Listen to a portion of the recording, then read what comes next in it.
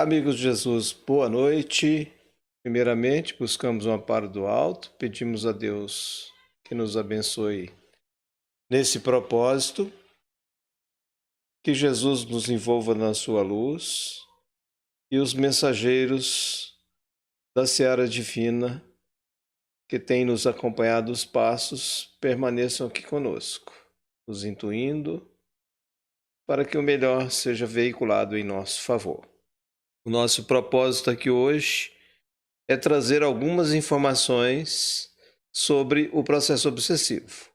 É claro, não é esgotar, não é trazer nada muito extenso, mas pelo menos permitir aqui uma visão geral do que acontece nesse processo. O que é obsessão? É o domínio que alguns espíritos logram adquirir sobre certas pessoas. É praticada pelos espíritos inferiores que procuram dominar. Os bons espíritos nenhum constrangimento infligem. Aconselham, combatem a influência dos maus e retiram-se se não são ouvidos. Os maus se agarram às suas presas e, quando exercem o domínio, identificam-se com o seu espírito e o conduzem como se fora verdadeira criança. Geralmente é distúrbio espiritual de longo curso com graves consequências em forma de perturbações mentais, emocionais e desequilíbrios fisiológicos.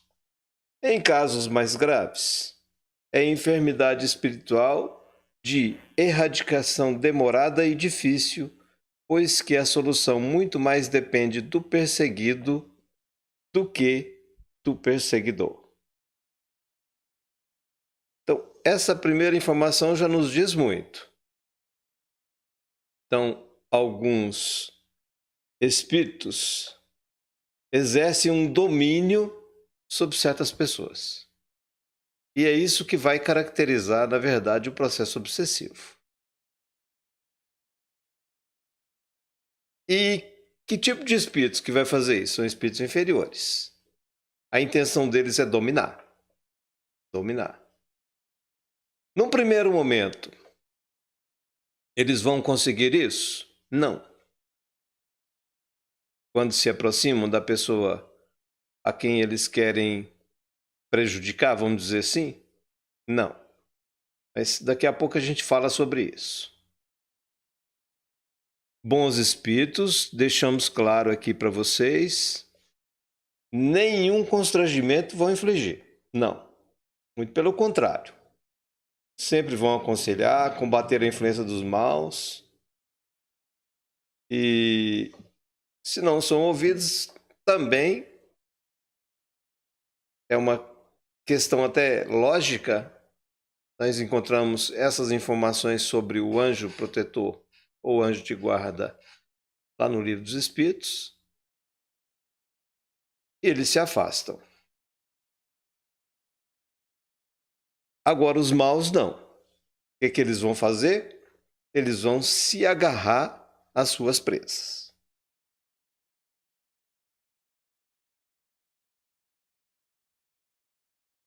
E aí, quando chega a exercer esse domínio, identificando-se com o espírito, eles vão conduzi-lo aí para situações mais complicadas e, vamos dizer assim, é um distúrbio que vamos classificar de espiritual, porque não deixa de ser. Em qualquer das situações de obsessão que nós encontrarmos, vai ser isso, é de longo curso. Graves consequências, perturbações mentais, emocionais, desequilíbrios fisiológicos, ou seja, uma série de situações acontecendo. E aí chega naquelas situações em que os casos se tornam mais graves, aí também é mais difícil e é mais demorado trabalhar isso. Buscar essa erradicação. A solução, na verdade, ela não depende unicamente do perseguidor. Ela mais depende, na verdade, do perseguido. E aí complica. Porque nem sempre o perseguido está disposto a fazer alguma coisa ou busca alguma ajuda. E a questão ela vai tomando um rumo ali complicado. Bom, vamos mais. Tá claro para vocês? Domínio que espíritos logram adquirir sobre certas pessoas. E nós estamos falando de espíritos inferiores. Agora,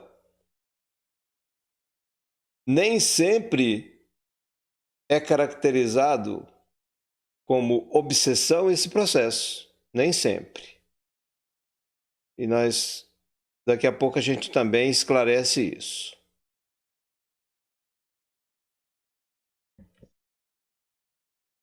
Quem é o obsessor?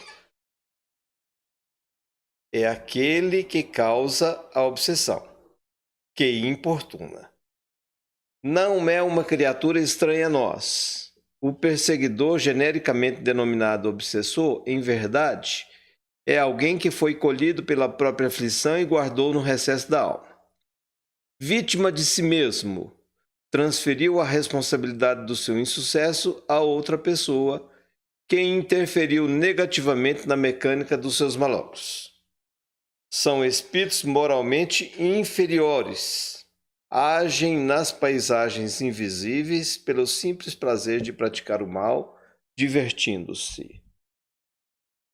Então aqui mostra para nós alguma coisa do obsessor. Simples prazer de praticar o mal. Fazem isso, mesmo, de fato. Porque, na verdade, é o que existe dentro dele. A gente vê no mundo aí alguma coisa acontecendo e pessoas causando situações as mais complicadas que a gente possa imaginar, e até mesmo não se comovendo nem um pouquinho com a situação. Nada. Então, o obsessor é isso. Ele vai importunar. Ele vai criar uma situação ali difícil. Interessante quando a gente diz aqui, não é uma criatura estranha a nós. Tá por aí? Para todo lado. A gente vê essas situações acontecendo.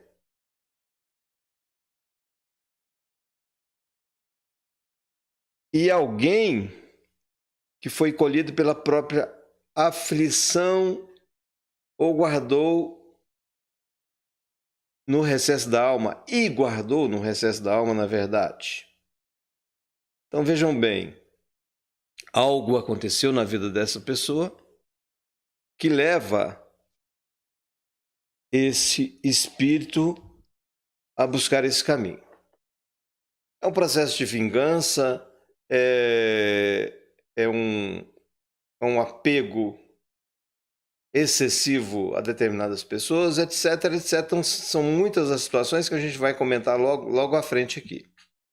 Porque também o processo obsessivo, ele é diferenciado, tá? Nós vamos identificar várias situações aqui da obsessão. E o que acontece? Ele é infeliz pelo que acontece com ele e transfere a responsabilidade para outra pessoa. Para ele não é o problema, ele não é o causador do seu problema. Na verdade, não, para ele não. Sempre transferindo para uma outra. Nunca que essas pessoas nesse nível, elas assumem as suas próprias responsabilidades. Então, na verdade, essa outra pessoa, de alguma forma, ela interferiu ali no seu processo de vida, na mecânica dos seus malogros. nós estamos falando de espíritos inferiores. Espíritos inferiores não vão entender uma situação, procurar o lado melhor e trabalhar algo nesse sentido. Não. Não vão fazer isso. Na verdade, como nós mostramos aqui, eles praticam esse mal até mesmo divertindo-se. É uma diversão para eles. Vamos lá.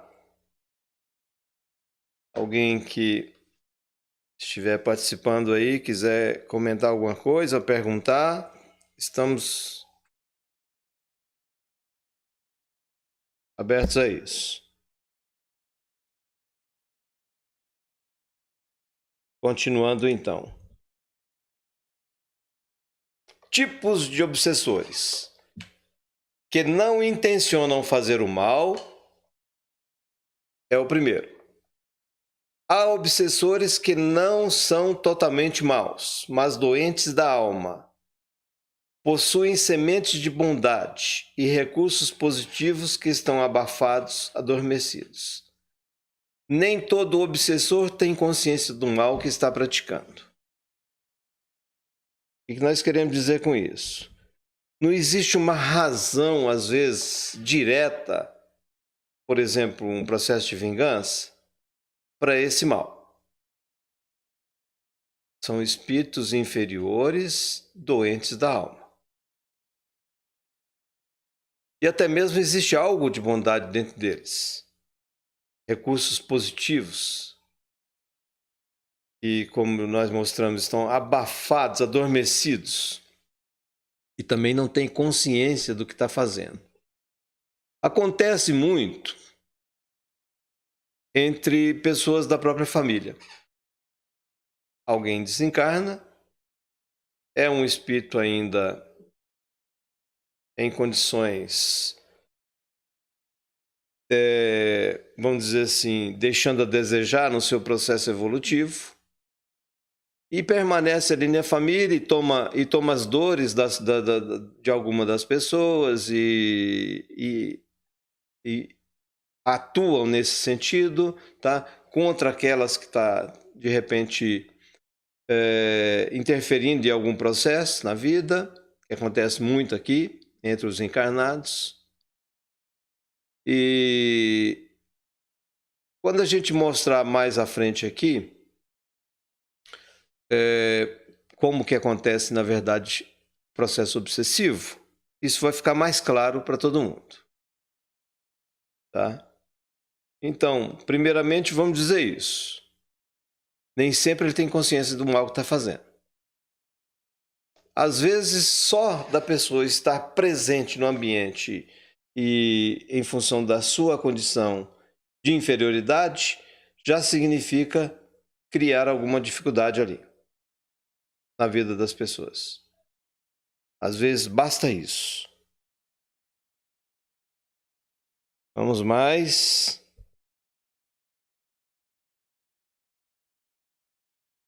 E vinculados ao mal.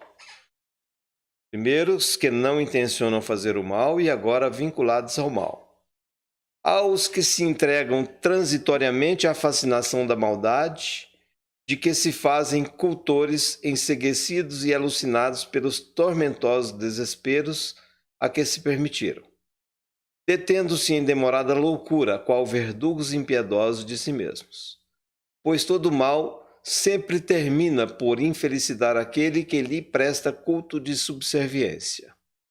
Governam os redutos de sombra e viciação, que atingem as mentes ociosas, os espíritos renitentes, os revoltados, por cujo comércio dão início a processos muito graves e de longo curso. São adeptos da revolta e do desespero. Então, esse finalzinho do que nós acabamos de trazer aqui já diz tudo para nós. Revolta e desespero. Quase sempre, para não dizermos sempre, são espíritos envolvidos em algo dessa natureza. Quase sempre. Então, eles buscam realmente a maldade. Porque, como eu já disse, repito, essa maldade ela existe dentro dessa pessoa, dentro desse espírito. E aí, diante de uma situação que acontece na vida, enceguecidos, alucinados, eles vão se tornar verdugos impiedosos de si mesmos. Temos alguns exemplos aqui no mundo, e até mesmo podemos dizer, quem sabe conhecemos algumas pessoas envolvidas em processos dessa natureza. Esses espíritos, depois que desencarnam, eles passam a governar os redutos de sombra e viciação. E quando acontece isso, cada vez mais eles vão afundando nesse lodo, essa lama.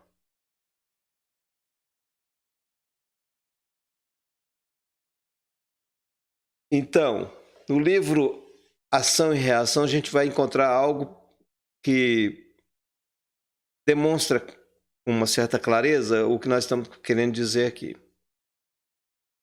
Em que um irmão, ele assassina 2 outros irmãos por causa de herança, para ficar com a herança, só para ele. E esses 2, depois que acontece esse fato, eles se tornam, como nós falamos aqui, verdugos impiedosos. E isso da própria pessoa, na verdade, também eles estão agredindo a si mesmos. Tá? Aí, quando fala disso, verdugos impiedosos, não é somente também em relação à pessoa que eles querem atingir. Vamos dizer, no caso desse irmão, eles se tornaram verdugos do irmão, esposa, filhos, quem quer que se aproximasse desse irmão. Quem quer que se aproximasse. Mais ainda, o que acontece no plano espiritual?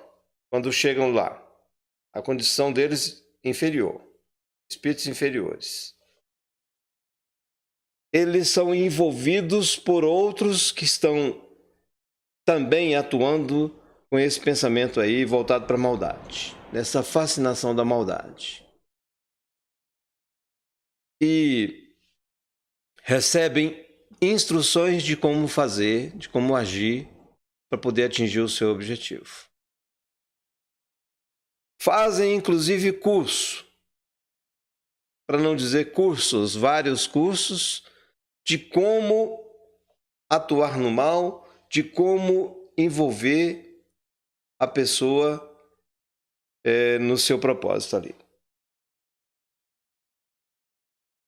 Então, são muitas as situações, poderíamos dizer, variando ao infinito, porque depende do processo em que a própria pessoa está vivendo, que o espírito está vivendo, e aqueles que têm algum envolvimento na situação deles, nesse processo aí. Agora, vamos considerar, isso é transitório, nada é definitivo nesse sentido. Porque um dia essa situação vai mudar. Um dia eles vão tomar um outro rumo, um dia eles vão ser esclarecidos, um dia a própria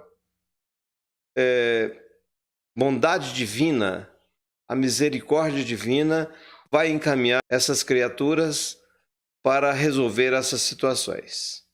Um dia isso acaba mudando. Mas pode se arrastar também por muito e muito tempo. Séculos. Isso pode se arrastar por muito tempo. Bom, então vejam bem. Não intencionam fazer o mal, alguns classificados aí nesse tipo, e outros vinculados realmente ao mal. Essa variação também ela é enorme, tá?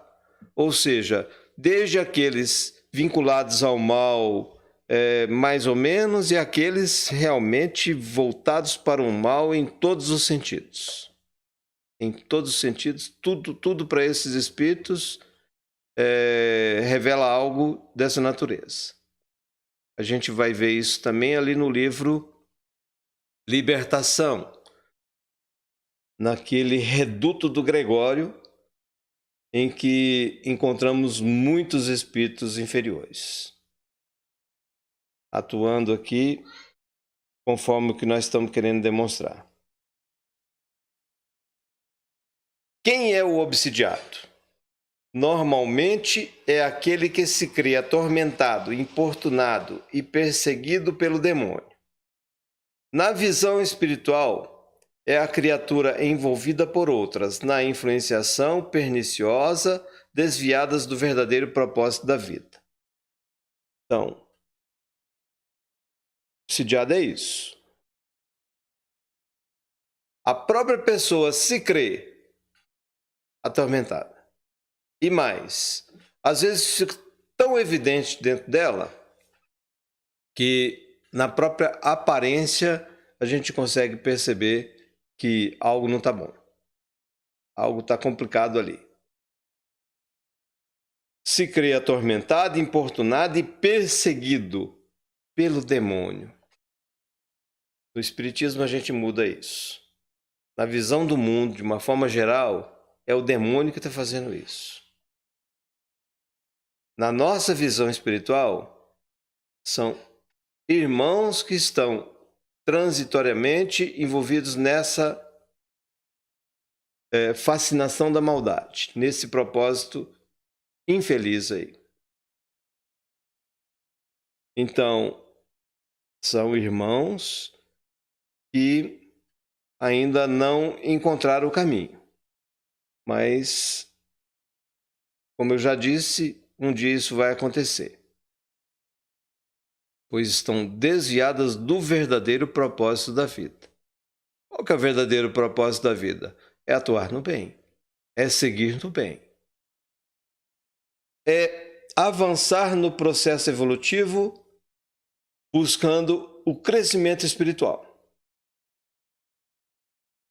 E para isso acontecer, não pode ser de outra forma a não ser atuando no bem. Quem está ligado a esses propósitos aqui está perdendo tempo. Poderia estar fazendo alguma coisa para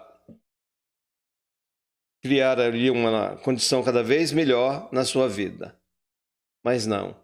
Então, nós costumamos dizer que horizontaliza a existência, ou seja, paralisa o seu avanço no processo evolutivo. Por quanto tempo? Volto a dizer, vai saber. Depende de cada caso. Cada situação que se apresenta aí. Depende do que aconteceu para levar esse espírito a buscar esse caminho.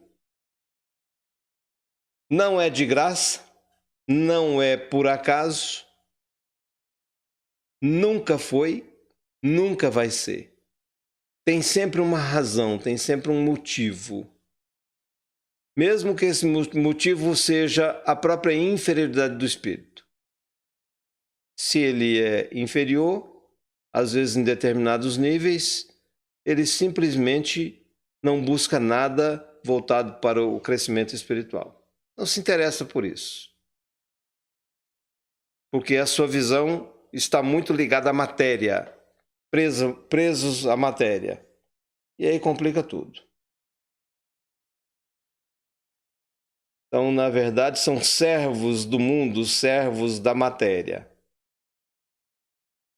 Totalmente presos e somente com o avanço, com novos conhecimentos que vão chegar em algum momento é que isso vai mudar.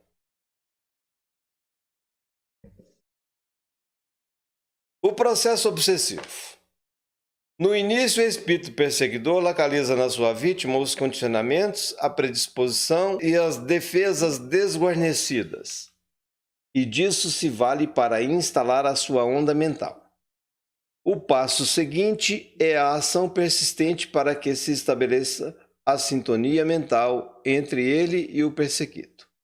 Então, passa a enviar os seus pensamentos em uma repetição constante e hipnótica.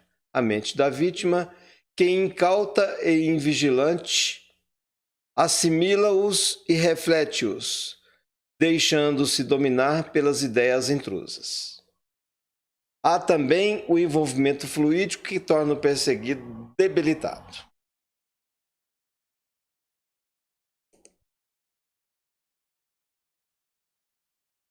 Em todo o processo obsessivo, o início é como nós acabamos de mostrar aqui. O espírito tem alguma cobrança. Algo existe dentro dele que, vamos dizer assim, em relação à sua vítima, que o movimenta nesse sentido. E aí o que ele vai fazer? Ele vai localizar os condicionamentos, a predisposição e as defesas desguarnecidas. E vai envolver essa pessoa na sua onda mental. Então, vamos traduzir isso. O perseguidor acaba de se aproximar, por exemplo, da sua vítima. Nesse primeiro momento, o que ele vai conseguir? Nada. A não ser que já exista uma sintonia entre os dois. Já facilita o processo. Tá?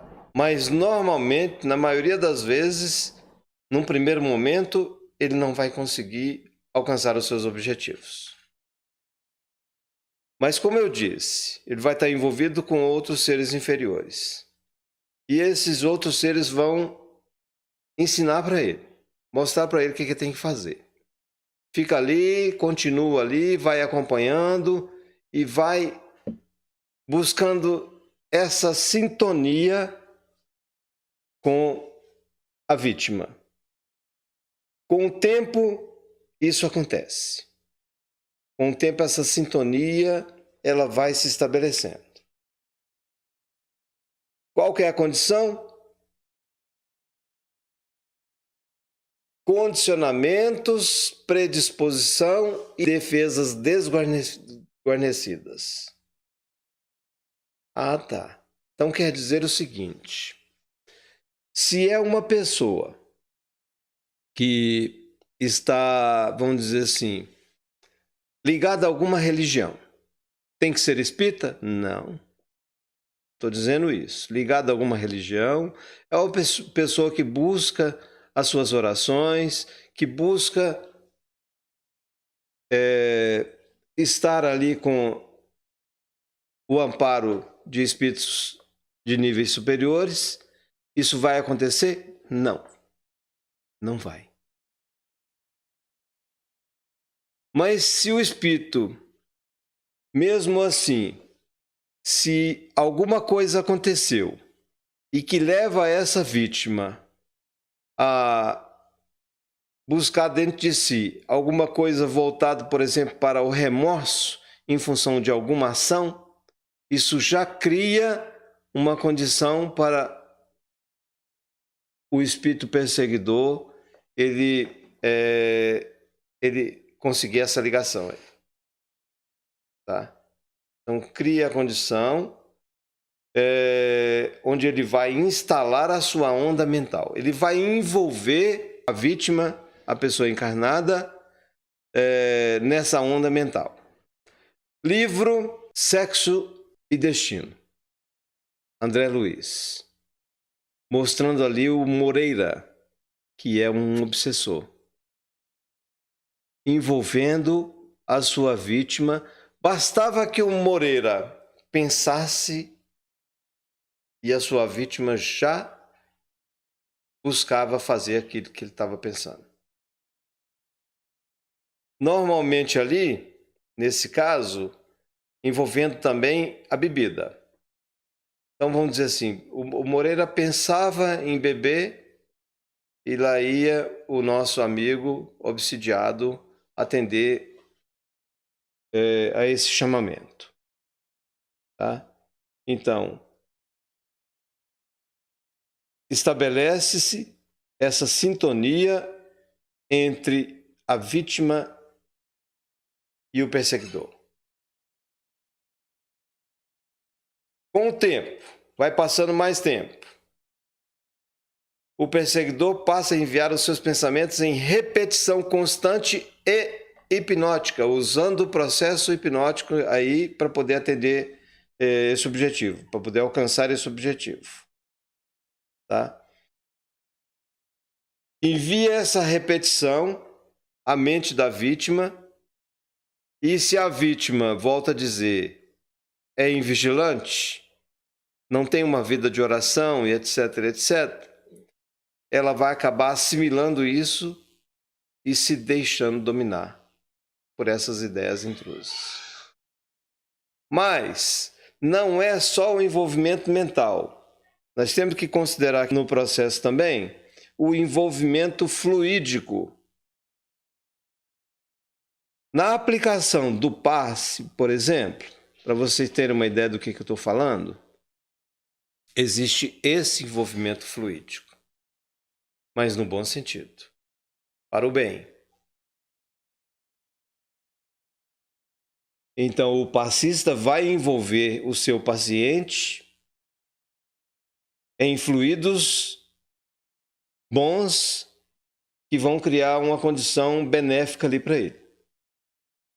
No processo obsessivo é o contrário. Então, além da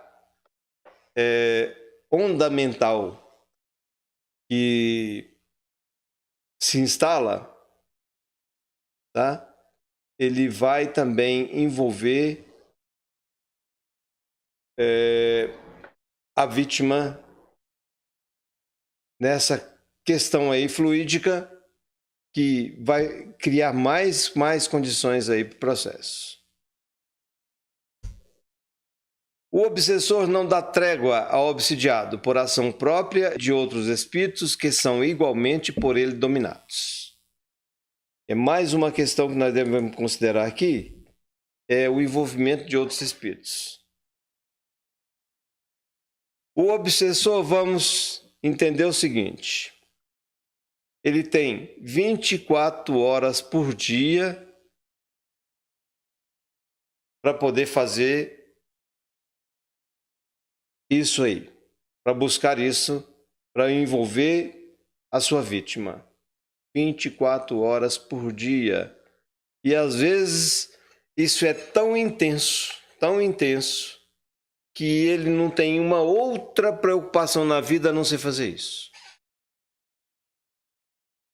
24 horas por dia buscando envolver ali a sua vítima.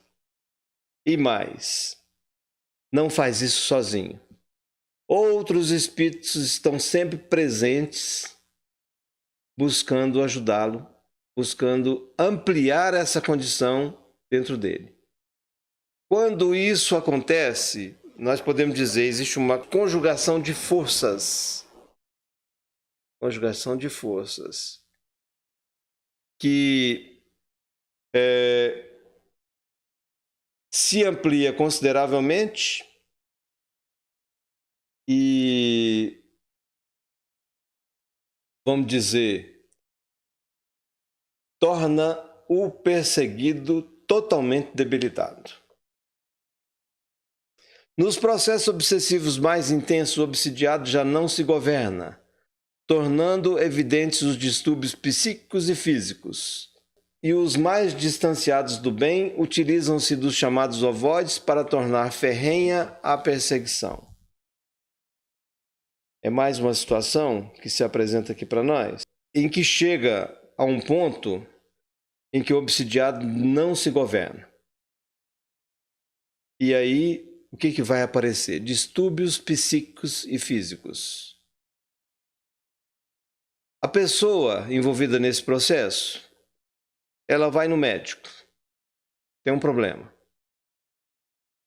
faz uma bateria de exames, não consegue encontrar nada. Significa o quê? Que o que está acontecendo aqui é exatamente isso. Distúrbios psíquicos e que, de certa forma, vão, inclusive, atuar no físico. E para ampliar mais ainda a sua condição, o que eles ainda fazem? Utilizam-se dos chamados ovoides. Nós não vamos tratar aqui nesse primeiro momento dos ovoides. Se vocês quiserem, quem está participando aqui conosco, que a gente fale alguma coisa sobre isso, é só dar um sinal aqui para nós, tá?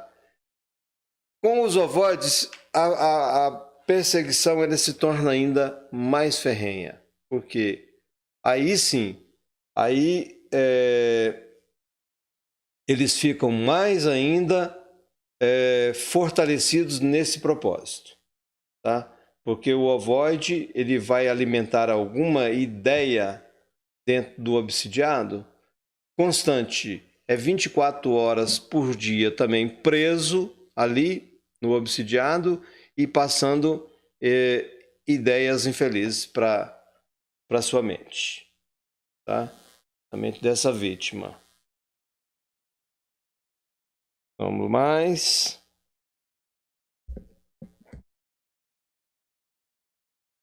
Martim aqui dizendo que pode falar sobre os ovoides. Podemos falar.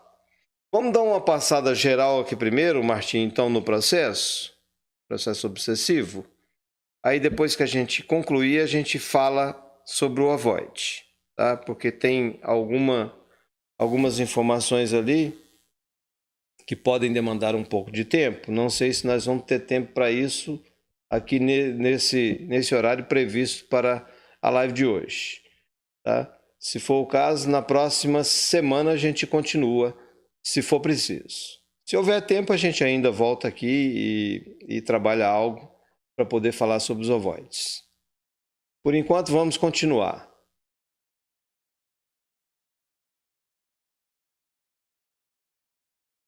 Tipos de obsessão. Manifestam em vários tipos e nem sempre é possível estabelecer uma linha divisória em relação aos seus limites. Vamos considerar isso aqui, essa informação?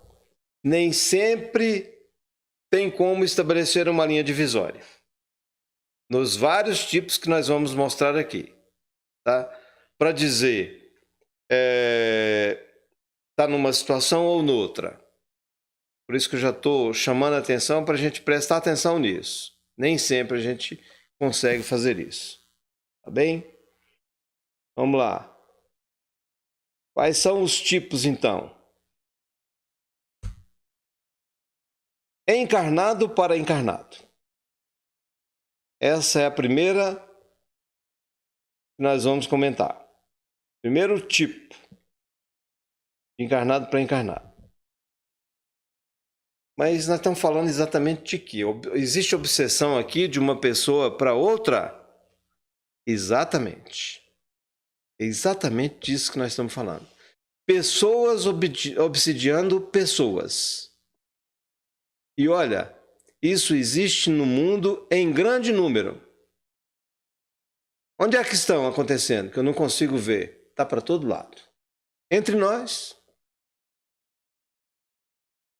E o que vai, na verdade, caracterizar esse tipo de obsessão? É a capacidade que uma pessoa tem de dominar mentalmente a sua vítima. Dominar outras. Nós vamos encontrar isso, na verdade, mascarado com os nomes de ciúme, por exemplo, inveja, paixão, desejo de poder, orgulho, ódio. E mais alguma outra coisa que possa existir aí. Vamos trazer essas aqui como as principais. E esse envolvimento, às vezes, ele é tão sutil, tão sutil, como, por exemplo, no caso do ciúme, que o dominado se julga extremamente amado e até mesmo protegido, chegando-se a esse ponto. Esse tipo de obsessão nós vamos encontrar, por exemplo, no amor que se torna tiranizante, demasiadamente possessivo. Vai sufocar a pessoa de tal forma que às vezes ela fica ali buscando encontrar uma saída e não consegue. A pessoa envolvida, a vítima, fica sufocada. Exemplo disso. Acho que trazendo o exemplo fica mais claro para nós aqui, para poder realmente entender. Um marido que limita a liberdade da esposa. Tudo que ela vai fazer, ele está ali no pé dela. A sua vontade é a que prevalece. É aquele que diz assim: aqui mando eu. Esquece de dizer: e sou detestado. É esse tipo de pessoa. É essa pessoa aqui que nós estamos trazendo como exemplo. Temos também o sentido inverso. A mulher que tiraniza o companheiro. Mas de que forma que isso acontece? Ele se torna escravizado aos seus caprichos. Caprichos da mulher.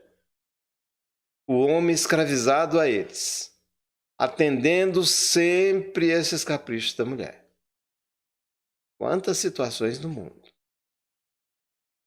Mas pais que se julgam no direito de governar os filhos. Qualquer iniciativa do filho, o pai não vai deixar acontecer. E até mesmo, vamos dizer, podemos encontrar esse processo da obsessão de encarnado para encarnado numa amizade. Quando uma pessoa consegue influenciar a outra e muda o modo de pensar. Chega a mudar o modo de pensar dessa outra pessoa. Ele vai exercer uma vontade mais forte e um domínio. A pessoa se deixa, às vezes, levar, ser conduzida pela mente dessa outra pessoa aí que está exercendo essa influência. O que mais? De uma forma geral, podemos considerar essas situações. Só isso que eu estou trazendo aqui, já observando o que acontece no mundo, a gente vai ver muitas e muitas situações caracterizadas como obsessão. A próxima. Desencarnado para desencarnado. Falamos de encarnado para encarnado, agora desencarnado para desencarnado. Mas obsessão também no mundo espiritual? Com certeza. Espíritos obsediando espíritos. Mais ainda do que aqui. É um desencarnado dominando o outro. Em expressões de um mesmo drama, às vezes que se desenrola aqui na Terra, no mundo material, ou até mesmo no mundo espiritual. Quase sempre esses espíritos são endividados e compromissados entre si mesmos, existindo entre eles ali associações tenebrosas, e o padrão vibratório entre eles é idêntico. Eles vão se juntar no mesmo espaço na região espiritual. Obedecendo o quê? Sintonia à lei de atração. E aí, muitos espíritos envolvidos nisso, vagando sem destino e até se fixando temporariamente em cidades, colônias, núcleos, ou seja, em locais de sombras e trevas.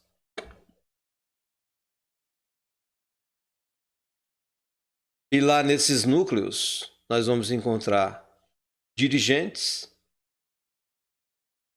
que vão se proclamar como juízes, julgadores, que se veem no direito de exercer a justiça pelas próprias mãos, inclusive condenando aqueles em condições inferiores. Nós vamos encontrar isso novamente. Volto a trazer como referência o livro Libertação, lá naquele reduto do Gregório, que é um poderoso dirigente das trevas, e ele se auto-intitulava juiz e mandatário maior de governo estabelecido numa estranha cidade nas regiões inferiores do plano espiritual. Quem que é esse Gregório? Nós estamos falando de quem? Gregório IX, Papa da Igreja Católica, que desencarna em uma condição triste, complicada, difícil, entra na revolta e no desespero, como nós já comentamos agora mesmo, e passa a comandar com punho de ferro uma vasta região do mundo espiritual. Todos distanciados do bem, todos eles. Principalmente aqueles denominados julgadores. Se alguém não leu esse livro, recomendo leia. Recomendo que leia. E aí, eles tomavam conhecimento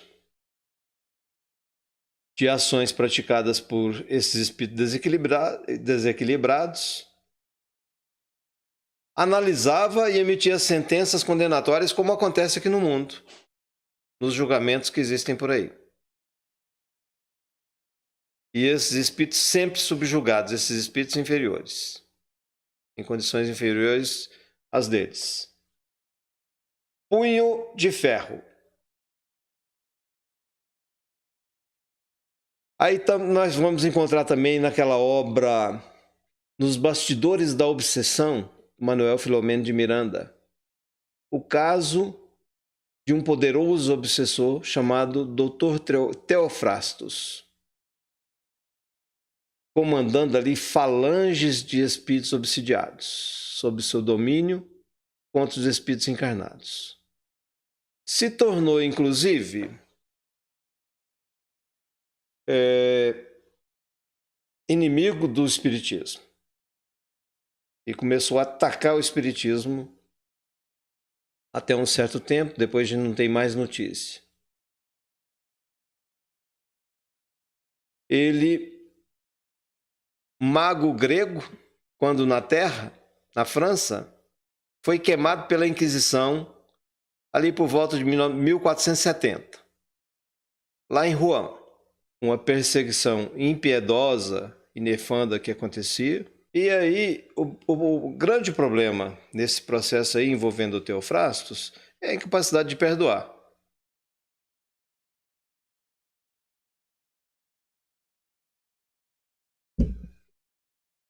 Então, deixando-se dominar ali por aquele sentimento de vingança, e no diálogo que foi travado com ele,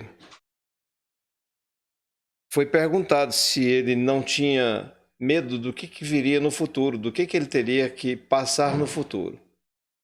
Ele disse que sim, que não saberia o que ele teria que enfrentar. mas mesmo assim não abandonou o seu propósito, tá? De buscar essa vingança. Vamos então mais.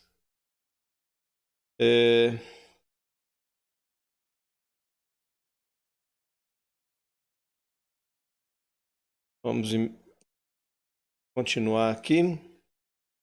Nós apresentamos de encarnado para encarnado, desencarnado para desencarnado, e vamos para o próximo, que é encarnado para desencarnado.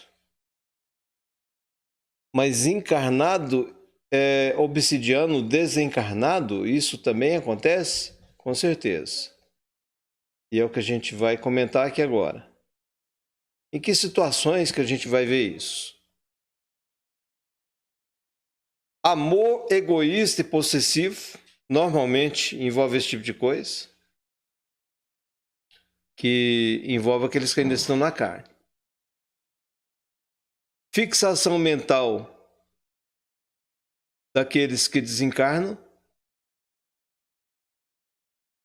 e emissões mentais constantes de dor, revolta, remorso, desequilíbrio. Então são várias as situações que podem estar envolvendo esse tipo de coisa.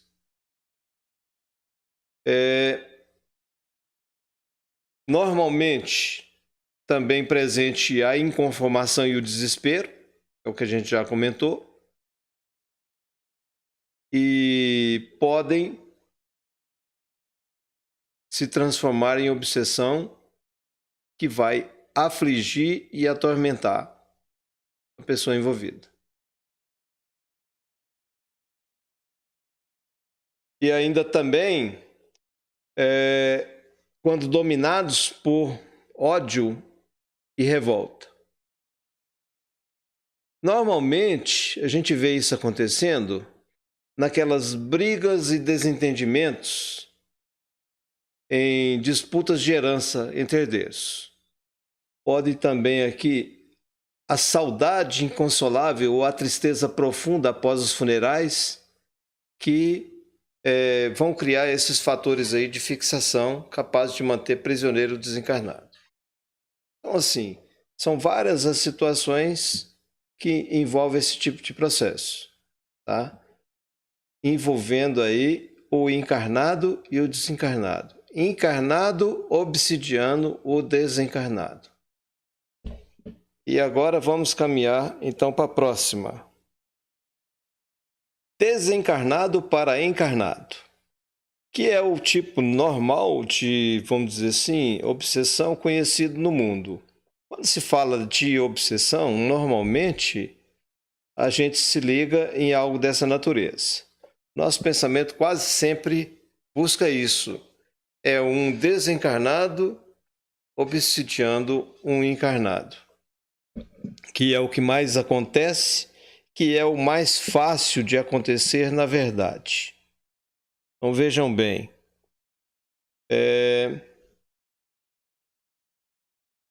vamos lá.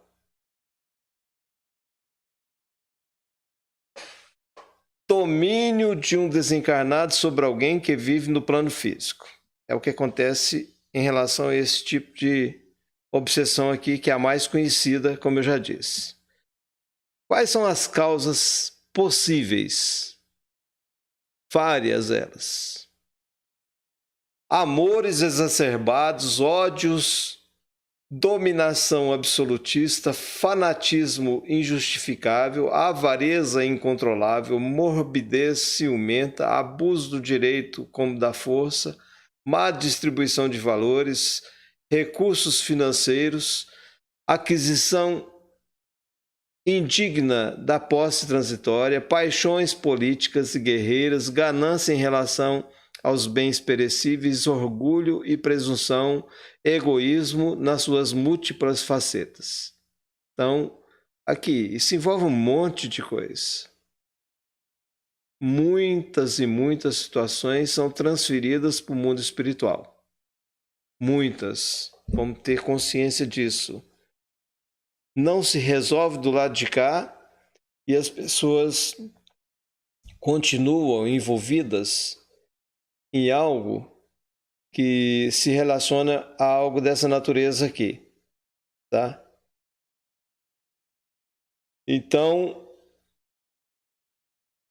o espírito cobrando alguma coisa, tá?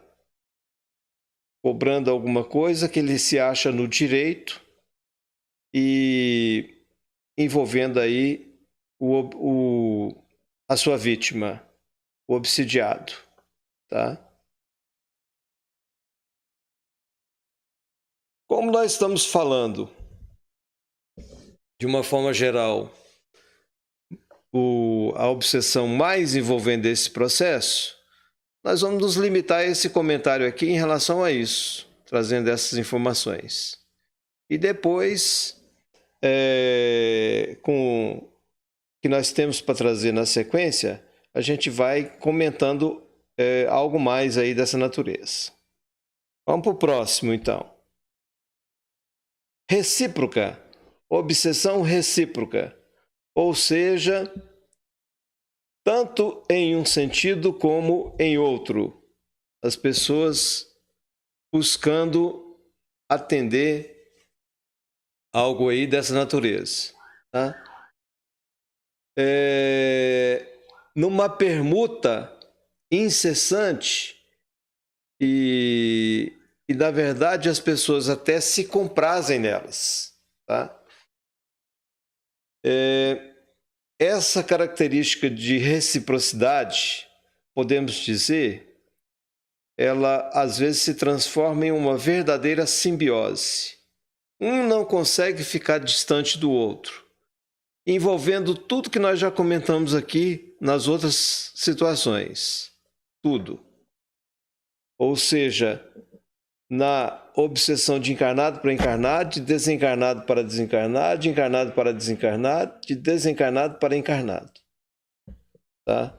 Então vai envolver todas essas situações aí.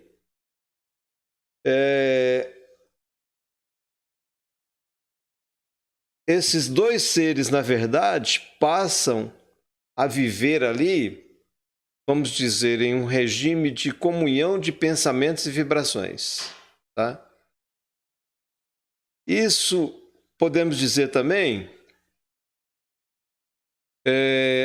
pode ocorrer até mesmo entre os encarnados que se unem através do amor desequilibrado. Eles vão chamar de amor, mas na verdade está mais voltado para as paixões do que, na verdade, para amor. A pessoa pensa que é amor, entende dessa forma e mantém ali aquele relacionamento conturbado, tá? Aquelas paixões avassaladoras e as pessoas envolvidas nisso, totalmente cegas a qualquer outra coisa no mundo, eles se fecham dentro de um egoísmo altamente, podemos dizer assim, altamente perturbador. Então, vai se transformar em uma obsessão recíproca, um atraindo o outro e não consegue, às vezes, se desvencilhar disso. Essa, eu poderia dizer até que é o tipo de obsessão, quem sabe até mais complicado. Por quê? Porque a pessoa, um está buscando o outro e aí não quer largar de jeito nenhum. Se tirar um do outro, inclusive, se desligar esse obsessor aí da sua vítima, isso pode trazer problemas. Ou seja, para poder resolver esse tipo de coisa, é um trabalho enorme, tem uma ação da espiritualidade ali intensa para poder mudar o pensamento dos dois. O pensamento dos dois. E nem sempre isso é fácil. Vamos mais. É a autoobsessão. Então aqui é a última que nós temos sobre isso. Autoobsessão que, vamos dizer, também existe por aí. O que nós vamos considerar aqui nesse processo? são atribuídos aos espíritos maldade de que eles se acham inocentes, de que eles são inocentes. Estados doentios, certas aberrações que podemos considerar aí que se lançam à conta de uma causa oculta que deriva da própria pessoa. O homem não raramente é obsessor de si mesmo. Muitas e muitas situações envolvendo as pessoas nesse sentido aí. Cultivadores, por exemplo, de moléstias fantasmas. É um processo de autoobsessão. Essa moléstia não existe. Mas ele vai cultivando aquilo, vai cultivando a ponto de realmente se tornar em uma doença e difícil de ser tratada, porque, como eu já comentei também, não consegue identificar isso nos exames, tá? Pessoas normalmente envolvidas nisso são aquelas voltadas para si mesmo. Voltadas para si mesmas, preocupando em excesso com a própria saúde. E aí ela descobre sintomas, dramatiza as ocorrências aí do dia a dia, sofre por antecipação e situações que nunca vão chegar, tá? Flagelando-se com ciúme, a inveja, o egoísmo, o orgulho, e acabam se transformando em doentes imaginários, tá? Vítimas de si mesmas, atormentadas por si mesmas.